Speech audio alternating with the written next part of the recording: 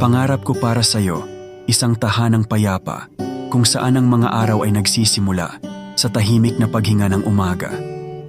May mga tunog ng mga ibon at samyo ng kape na humahaplos sa hangin.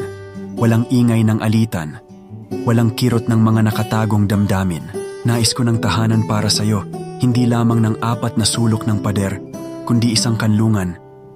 Kanlungan ng iyong puso't isip.